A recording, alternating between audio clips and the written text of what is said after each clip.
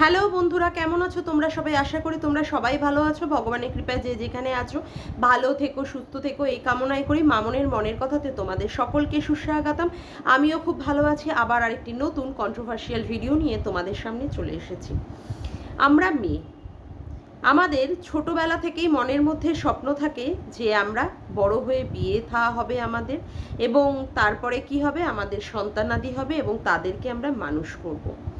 তারপরে যখন বড় হয়ে একটা গণ্ডি পেরিয়ে এসে যখন আমাদের বিয়ে হয়, তখনই আমাদের প্রথম মনের মধ্যে কি চাহিদা থাকে, একটা সন্তান, একটা ফুটফুটে সন্তান, যে সন্তানটার পুরোপুরি নিজের কি বলে অবয়ব দিয়ে তৈরি হয়, যে সন্তানটা তাকে নিজের চারিত্রিক বৈশিষ্ট্য বা নিজের মানসিক যে সমস্ত বৈশিষ্ট্য আছে তার মধ্যে যেন আমরা সেই ছাপগুলো রাখতে পারি। সেইভাবেই আমাদের মনের মণিকোঠায় ছোটবেলা থেকে সেই সমস্ত জিনিসগুলো সযত্নে সেইগুলোই প্রতিপালিত হতে থাকে, এবং একটা সন্তান জন্ম দেওয়ার পরে তাকে সেইভাবে মানুষ করা, বড় করে তোলা, সেই জিনিসগুলো আমাদের মনের মধ্যে থেকে চলতে থাকে।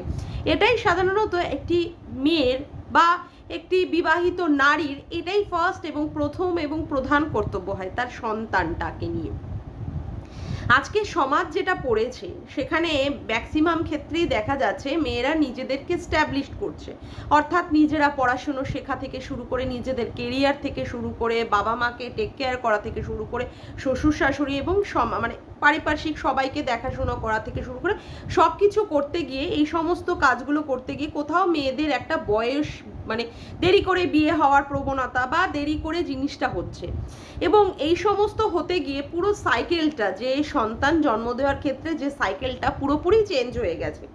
আগেকার দিনে কি হতো, খুব তাড়াতাড়ি ছোট বয়সে মেয়েদের বিয়ে দিয়ে দেওয়া হতো, বা বিয়ে দিলেই সাথে সাথে তাদের একটা বাচ্চা এসে যেত, এবং সেই ক্ষেত্রে কোনো রকমের কোনো প্রবলেম না থাকলে এমনি ইজিলি হয়ে যেত। প্রবলেম থাকলে সেটা আলাদা ব্যাপার, কিন্তু এখন ম্যাক্সিমাম ক্ষেত্রে যেটা দেখা যাচ্ছে 60-40% ক্ষেত্রে দেখা যাচ্ছে মেয়েদের একটু দেরি করেই বিয়ে হচ্ছে, যেহেতু তারা নিজেরা নিজেদের কাজগুলোকে গোছাচ্ছে বা কেরিয়ারটাকে তৈরি করতে গেছে, করতে গিয়ে দেরি করে লেট ম্যারেজ হোক বা বেবি প্ল্যানিং এর ক্ষেত্রে একটা জায়গাতে হোক, করতে গিয়ে কি হচ্ছে, পুরো জিনিসটাই একটা উল্টো একটা অন্য রকম হয়ে যাচ্ছে।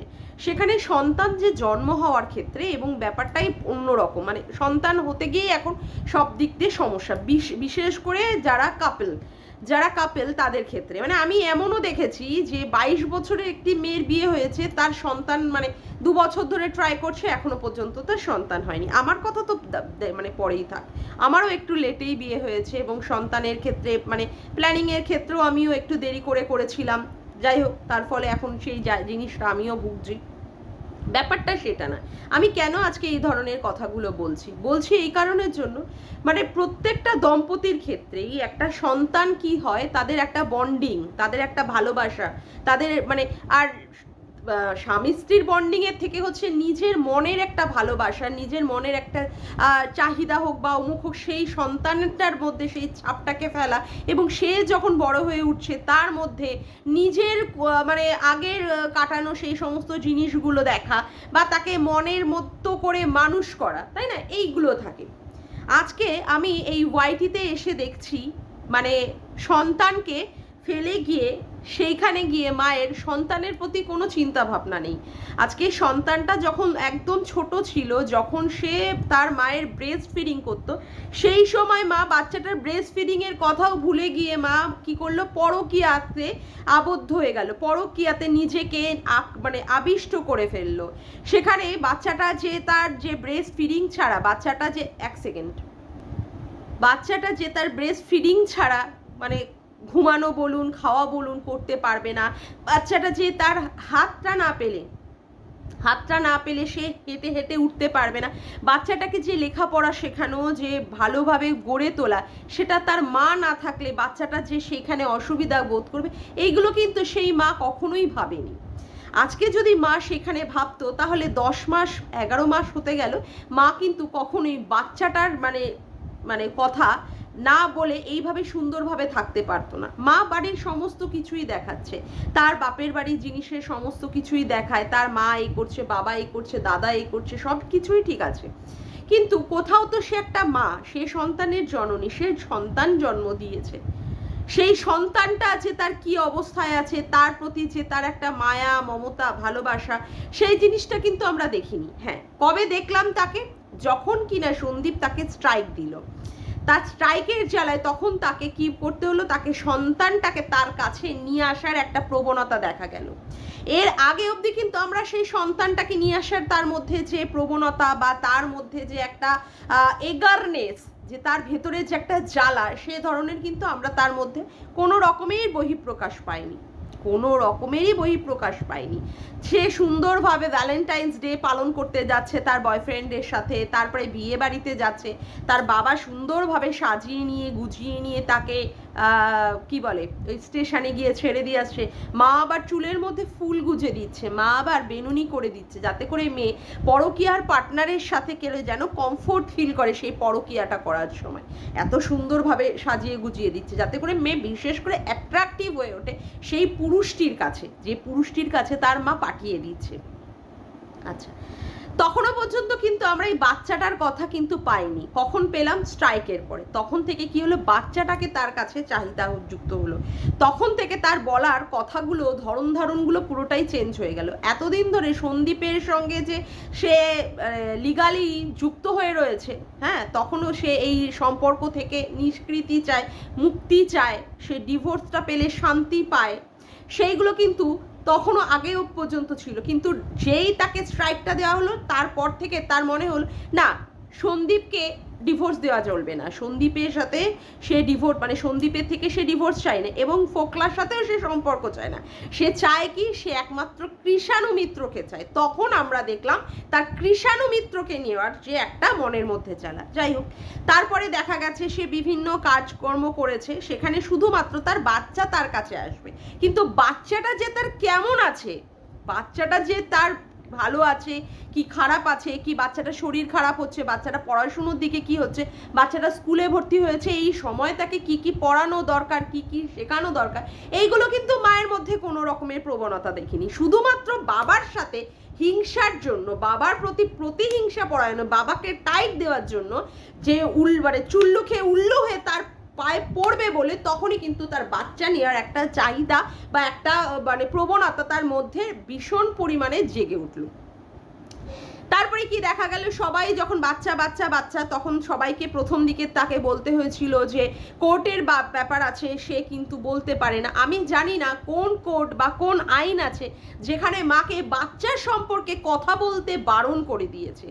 আমি তো এটা জানি যে পুলিশের একটা কাস্টাডি নিয়ে বাচ্চাকে সে দেখতে যেতেই পারে, সে বাচ্চাকে দেখতে যেতেই পারে, কারণ সে মা। কিন্তু এখানে কোন আইন রয়েছে বা কোন কোর্ট রয়েছে, কোন বিচারপতি রয়েছে যারা কিনা তাকে বাচ্চা সম্পর্কে কোনো কথা বলতে বারণ করে দিয়েছে? যাই হোক, প্রথম দিকে এইভাবে ভুলভাল বুঝিয়েছিল, এখন সেখানে কি বোঝাচ্ছে, সে সিঙ্গেল মাদার হয়ে সে বাচ্চাটাকে টেক কেয়ার করবে। তা এইবার আবার মানে পুরোটা বলি, সিঙ্গেল মাদার হতে গেলে তো তাকে প্রথমেই ডিভোর্সটা নিতে হবে, তাই না? কিন্তু সে ডিভোর্সটা নেবে না, সে এমনিতেই সিঙ্গেল মাদার হয়ে থাকবে। আবার কথা হচ্ছে যে সে যে ফ্ল্যাটটা ভাড়া নিয়েছে, প্রথম দিকে তো লোকের কাছে বলে গেছিল যে ফ্ল্যাটটা নাকি সে কিনেছে, পরবর্তীকালে সমস্ত জাসুস ওই সিআইডি বাহিনীর মাধ্যমে সমস্ত কিছু বেরিয়ে গেল যে সে ফ্ল্যাটটা ভাড়া নিয়েছে। সে ভাড়া নেওয়ার ক্ষেত্রেও যে সে পরকীয়ার পার্টনারকে কি করে নিয়ে গেছে, দাদা বানিয়ে নিয়ে গেছে, এবং সেখানে সন্দীপ মিত্র সমস্ত কিছু মানে নথিগুলোকে তাকে দেখাতে হচ্ছে, এবং তাকে বলতে হয়েছে সে স্বামী তার কাছে থাকবে না, কিন্তু সে তার পরিবার নিয়ে থাকবে। সন্তান আছে কি নেই প্রথমে কিন্তু সে সেটাকে ক্লিয়ার করেনি, পরবর্তীকালে তাকে সে বলেছে সন্তানকে সে নিয়ে আসবে। কিন্তু এই সন্তানটাকে যে সে নিয়ে আসতে চায়, সে যে কথাটা বলেছে, সন্তানের জন্য আদৌ কি সে সেই রকম ভাবে স্টেপ নিয়েছে? যদি সে ফোকলার সাথে যদি সে সম্পর্ক নাই রাখতে চাইতো, তাহলে ফোকলাকে সে কি করে সেই ফ্ল্যাটে নিয়ে গেল, সেখানে দাদা বানিয়ে নিয়ে গেছে তাকে। এবং প্রত্যেকটা পদক্ষেপে আমরা দেখেছি যে আজকে কি বলে ওটাকে, ওই অযোধ্যাতে সেখানে মানে যাওয়া থেকে শুরু করে, তারপরে বিয়ে বাড়ি থেকে শুরু করে, তারপরে তার মানে ভ্যালেন্টাইন্স ডে পালনের ক্ষেত্রে থেকে শুরু করে, এমনকি লোকনাথ বাবার মন্দিরেও পর্যন্ত, সেখানে প্রত্যেকটা পদক্ষেপে কিন্তু ফোকলার উপস্থিতি ছিল। তারপরেও সে কি করে বলতে পারে যে সিঙ্গেল মাদার? আজকে যেটা বলেছে আমাদের মানে সন্দীপ, যে যে ও সিঙ্গেল মাদার হয়ে কি ডাবল ফাদার পাওয়ানোর চেষ্টা করছে কৃষাণুকে, নিজে যেরকম নোংরামি পানা করছে সেটাই কি বাচ্চার মধ্যে সেইগুলো দেওয়ার জন্য কি সে বাচ্চা বাচ্চা করে চিৎকার করছে বাচ্চাকে নেওয়ার জন্য? কি দেবে সে, কি শিক্ষা দেবে আজকে সে সমাজকে? কি বার্তা দিচ্ছে একটা মা? মা যার সন্তানকে সে একটা মিনিটের জন্য ফেলে রাখতে চায় না। আমি এমন অনেক জায়গা দেখেছি, মানে কি বলবো, আমার সত্যি বলতে গেলে আমার নিজেরও মনে কষ্ট লাগে যে সন্তানকে কোনো সময় হতো কোনো রিলেটিভের বাড়িতে, মানে আমাদেরই পরিবারের অন্যান্যদের কথা বলছে, তারা তাদের সন্তানকে হয়তো বা আমাদের বাড়িতে 2-1 দিনের জন্য পাঠিয়েছে। মানে কি বলবো, ক্ষণে ক্ষণে ফোন, ক্ষণে ক্ষণে, মিনিটে মিনিটে ফোন। সে ভালো আছে তো, সে খেয়েছে তো, সে ঘুমিয়েছে তো, সে সকালবেলায় ঠিকঠাক মতো উঠতে পেরেছে তো, অমুক করতে পেরেছে তো। মানে মা তো এরকমই হয় না যে মা সব সময় তার বাচ্চার জন্য চিন্তা করবে, বাচ্চার প্রতি তার একটা ফিলিংসই থাকবে অন্যরকম। আর এখানে একজন মাকে দেখলাম এত দিন ধরে তার মনে ছিল না যে তার একটা সন্তান রয়েছে। সে জিনিসপত্র কিনেছে, সে অনেক কিছু ওই অযোধ্যায় গিয়ে অনেক কিছু কিনেছে, অনেক মার্কেটিং সে করেছে, এই পয়লা বৈশাখের মার্কেটিং থেকে শুরু করে অন্যান্য মার্কেট, তখনও পর্যন্ত তার বাচ্চার জন্য কিন্তু সে কিছুই কিনতে পারেনি। কখন কেনা শুরু করলো? যখন কিনা তার সন্দীপকে টাইট দেওয়ার কথা মনে পড়লো, যখন দেখলো 498 এর কেসটাও কিন্তু ধোপে টিকছে না সন্দীপের এগেনস্টে, তখন তার মনে হচ্ছে কি এইবার সন্দীপকে টাইট দেওয়ার ক্ষেত্রে বাচ্চাটাকে নিতে হবে। আর বাচ্চাটাকে যদি সে দেখাতে পারে ব্লগিংয়ে, যা তার ভিউজ হচ্ছে তার থেকে অনেক বেশি ভিউজ হবে। তারপরে যেইভাবে বাচ্চাকে দেখিয়ে সন্দীপকে লোকে গিফট পাঠিয়েছে বাচ্চাকে দিয়ে, মানে বাচ্চার জন্য বা তাদের বাড়ির জন্য বাচ্চাটা ভালো থাকবে বলে, আজকে যদি সে নেয় বাচ্চাটাকে, তাহলে সে সেই দিক দিয়েও একটা ফায়দা তুলতে পারবে। এই জন্য সে কি করছে, এখন বাচ্চাটাকে একটা ইস্যু করে সে একটা মানে গেম খেলার চেষ্টা করছে। আজকে যে সে সমাজকে কি বার্তা দিচ্ছে, আজকে বাচ্চার মা হয়ে সে যেভাবে নোংরামিপনা করছে, আজকে যাদের বাচ্চা হয়নি না তাদের কাছে সে একটা মানে কি বলবো, একটা জলজান্ত একটা রাক্ষসী মা হিসাবে, উদাহরণস্বরূপ হিসাবে রয়েছে। আমি কত জায়গায় ডাক্তারখানায়, এই ডাক্তারখানায় ওই ডাক্তারখানায় যাই, গিয়ে আমি দেখি মায়েদের সে কি হাহাকার, মায়েদের সে কি হাহাকার। গোপালের কাছে বলছে মাথা মানে ঠুকে ঠুকে, গোপাল তুমি আমাকে একটা সন্তান দাও, গোপাল তুমি আমাকে একটা সন্তান দাও। কত কত মায়েরা কত কত টেস্ট করাচ্ছে, কত কত জ্বালা যন্ত্রণার মধ্যে দিয়ে যাচ্ছে, তারপরেও কি চাইছে, একটা সন্তান। এই যে আজকে আমি মানে কোনো একদিন আমি আমার জার্নির কথা বলবো, আমার ডক্টরস জার্নি, এবং তার সাথে সাথে আমি প্রমাণস্বরূপ সবই তুলে ধরবো। এই যে আমি যে কত শত যন্ত্রণার মধ্যে দিয়ে যাই, মানসিক শারীরিক সমস্ত যন্ত্রণার মধ্যে দিয়ে যাই, তাও আমি চাই একটা সন্তান হোক। আমার বাবা মানে কি বলবো সিসিইউতে রয়েছে, সেখানে হাসপাতালের বেডে বাবা মরণাপন্ন অবস্থা, তাও আমি কি করেছি, সন্তানের চিন্তা করে সন্তানের জন্য কিন্তু আমি ট্রিটমেন্ট চালিয়ে গেছি। যাই হোক, সেই ট্রিটমেন্টটা সাকসেসফুল হয়নি, আমার মানসিক স্টেবিলিটি ঠিক ছিল না, মানে আমার বাবাও চলে গেছিলো এবং সেই সময় সেই প্রসেসটাও ফেলিওর হয়ে গেছিলো। সেটা মানে কি বলবো, কি নিদারুণ এক মানসিক যন্ত্রণা যে একটা সন্তান নেওয়ার ক্ষেত্রে। আমার যে ডাক্তারবাবু ছিলেন, বলতে আমার কোনো বাধা নেই, ডাক্তার ইন্দ্রনীল সাহা, তিনি পর্যন্ত যখন প্রসিডিওরটা চালাচ্ছিলেন, তিনি পর্যন্ত বলছিলেন যে এতটা পেইনফুল প্রসিডিওর তুই সেখানে পর্যন্ত কোনো একটা সারা শব্দ দিসনি। শুধুমাত্র কেন দিইনি, সব কিছু সহ্য করছি, জাস্ট বিকজ একটা সন্তান আমার চাই। সত্যি আমি আজকে সন্তানের জন্য প্রচণ্ড পরিমাণে আমি আজকে উৎসুক, যে একটা সন্তান আজকে চাই। যে কোনো জায়গায় একটা সন্তান দেখলে কেউ আজকে তার সন্তানকে হাতে ধরে নিয়ে গেলে, বা এই যে কৃষাণুকে যখনই আমি ব্লগ ভিডিওতে দেখি না, ওর ওই আদো আদো করে কথা, ওই পাদল বলা, অমুক বলা, বাবাকে এগিয়ে দিচ্ছে এইটা খাবার ওটা দেওয়া, বাবাকে মুড়ি খাওয়াচ্ছে, বাবাকে অমুক খাওয়াচ্ছে, কোথাও আমার স্বামীর জন্য প্রচণ্ড পরিমাণে একটা খারাপ ফিলিংস হয় যে আজকে আমার সন্তানটা থাকলেও নিশ্চয়ই তার বাবাকে এরকম করতো বা ওরকম করতো, এরকম আমার একটা ফিলিংস হয়। আর এই একটা মাকে আমি দেখছি যে কিনা প্রতিনিয়ত মানে কি বলবো, একটা নোংরামি করার জন্য বাচ্চাটাকে অবহেলিত করে রেখে দিয়েছে, বাচ্চাটার প্রতি যে সেই রকম কনসার্ন সেই মায়ের কোনো কিছুই নেই। আচ্ছা জাস্ট 1 মিনিট।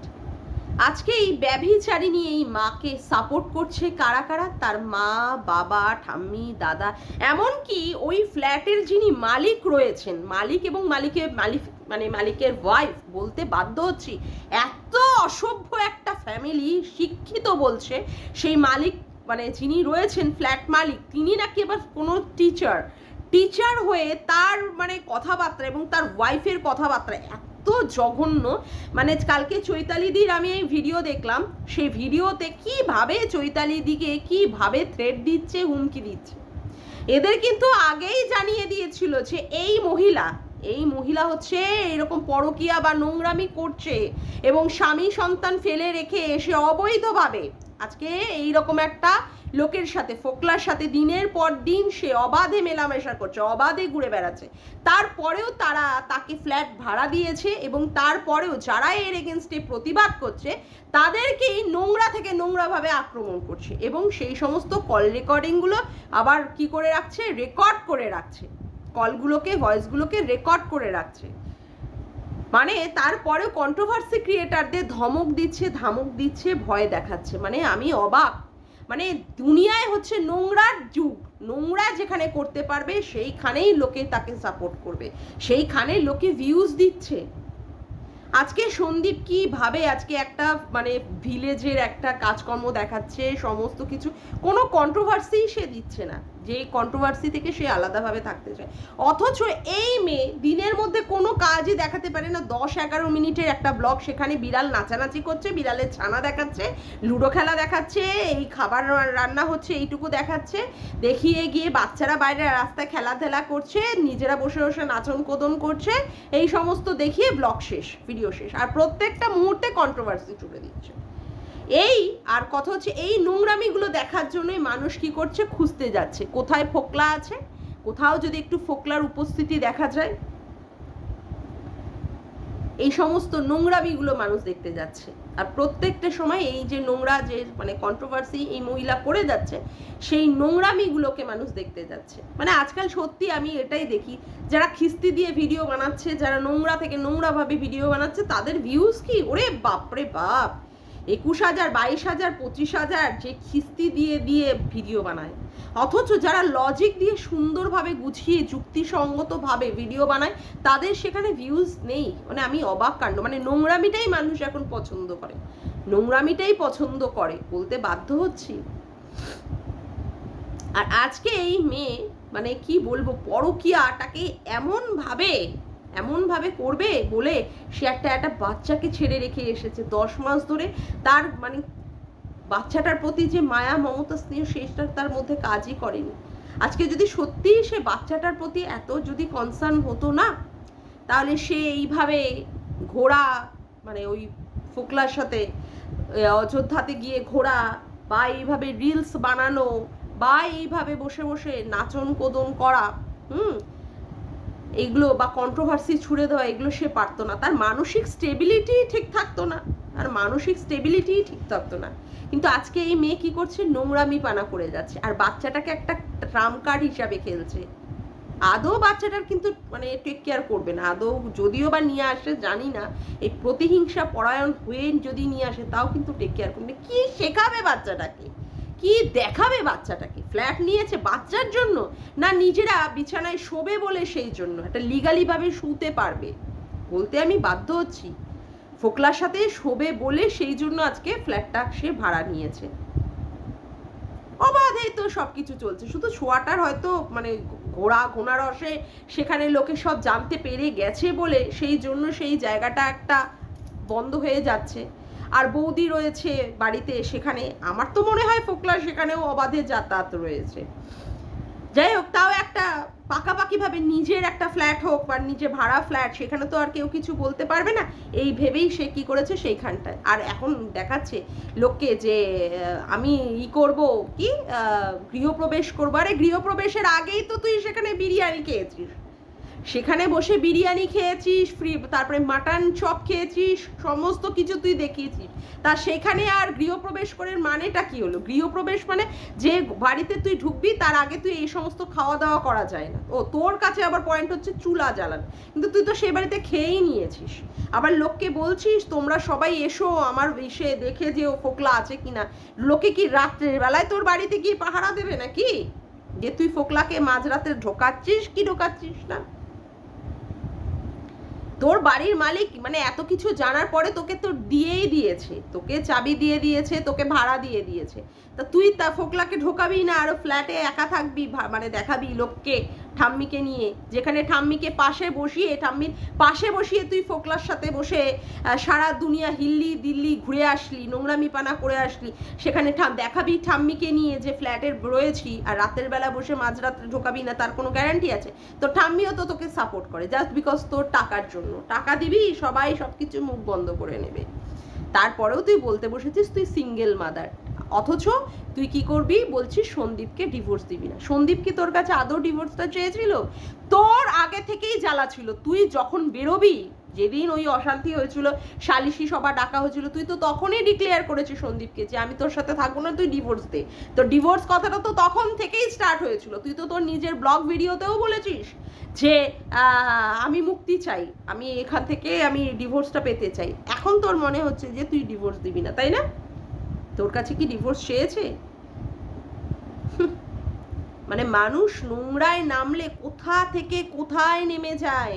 মানুষ বুঝে পায় না যে এই যে সম্মানটা, যেটা কিনা মানে অর্জন করতে অনেক সময় লাগে, কিন্তু মলিন হতে, লোক নোংরা কথা বলতে 2 সেকেন্ডও সময় নেয় না। আর এই সম্মানটা চলে গেলে আর কোনো দিন সম্মান ফিরে আসে না। টাকা দিয়ে কি সম্মানটা কেনা যায়?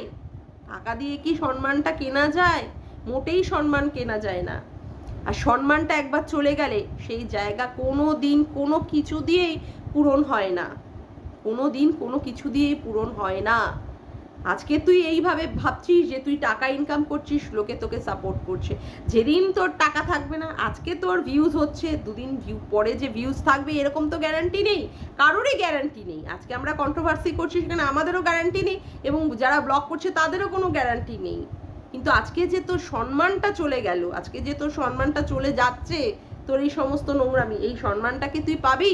লোকে তোকে মানে কি বলবো, মানে বাজে নজরে, নজরে তাকাচ্ছে, কথা বলছে। তুই তোর কমেন্ট বক্সটাই খুলতে পারিস না, কি অবাক কাণ্ড। তারপরে তুই বলছিস তুই সিঙ্গেল মাদার হয়ে থাকবি। আদৌ তুই তোর বাচ্চা পাবি কিনা আগে তাই দেখ। আর তোর বাচ্চা তোকে সম্মান দেবে আদৌ? আরো ফোকলার সঙ্গে থাকলে তোকে সম্মান দেবে? আর তুই কি শেখাবি? তুই পরকিয়া করছিস আর ছেলে পাশে রয়েছে সেটা দেখাবি? যে তোরা লিপ্ত হচ্ছিস আর ছেলে পাশে দেখবে যে তুই পর বেটার সাথে লিপ্ত হচ্ছিস? ডিভোর্স না দিয়ে দেওয়া পর্যন্ত তুই তো সেটা ফোকলার সাথে তো পরপুরুষই হলো। ও তোর দিদি তো আবার বলবে একজনের সাথে করেছে তো ওর তো কোনো পরপুরুষের কোনো নোংরামি না। কি যুক্তি! পরকিয়াকে সে সাপোর্ট করে না, কিন্তু পরকিয়া রত মহিলাদের সে সাপোর্ট করে। এই ঘোড়ামুখী দালালের ক্ষেত্রে বলছি, কি নোংরা বাবারে বাবা। যাদেরই কাপ দিতে যায়, যাদেরই বর্ষাযোগ্য হতে চায়, তারাই পিছনে লাথি মেরে দেয়। একজন তো অলরেডি কেস করে বসে আছে, আর আরেকজন বলেছে যে সে নাকি লোকের মাথায় কাঁঠাল ভেঙে খায়। তারপরেও লজ্জা নেই এই মহিলার। যাক গিয়ে আজকের মতো ভিডিওটা আমি এখানেই শেষ করলাম। আমার ভিডিওটা যদি তোমাদের ভালো লেগে থাকে তবে অবশ্যই একটি লাইক করো, কমেন্ট করো, শেয়ার করো, চ্যানেলটিকে বেশি বেশি করে সাবস্ক্রাইব করে রেখো, আর অল নোটিফিকেশন বেলটিকেও অন করে রেখো এরকম নতুন নতুন ভিডিও পাওয়ার জন্য। আজকের মতো আসি বন্ধুরা, আবার দেখা হচ্ছে একটি নতুন ভিডিওতে। বাই।